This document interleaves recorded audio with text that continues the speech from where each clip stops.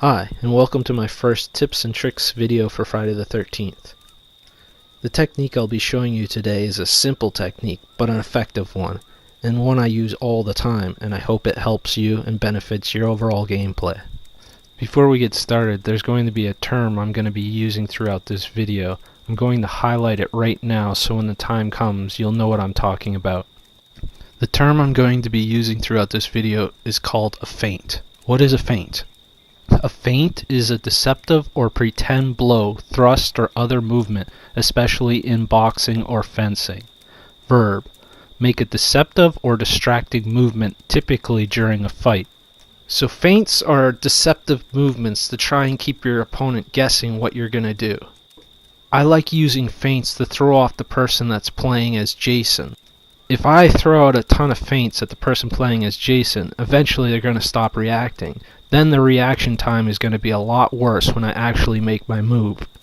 So now that we know what a feint is, let's get into the actual video.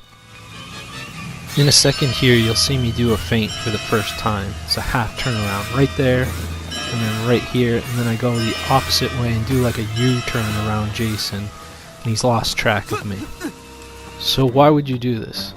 Well, for one, it's a great technique for wasting Jason's time and frustrating him. While you're doing this, your fellow counselors can be getting objectives done while you're wasting his time.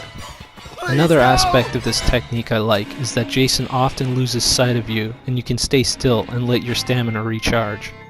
You can get away with doing this multiple times as long as you vary up your feints and try not to be predictable.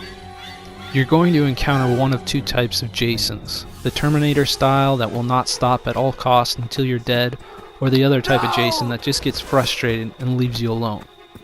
In this clip you'll see a Jason that gets frustrated with my technique and decides I'm not worth pursuing and morphs away.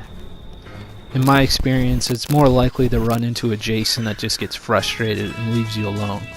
I like using this technique near doorways because a lot of the time Jason will think you went in the cabin and it gives you a chance to hide. Now here's the same technique but with a weapon.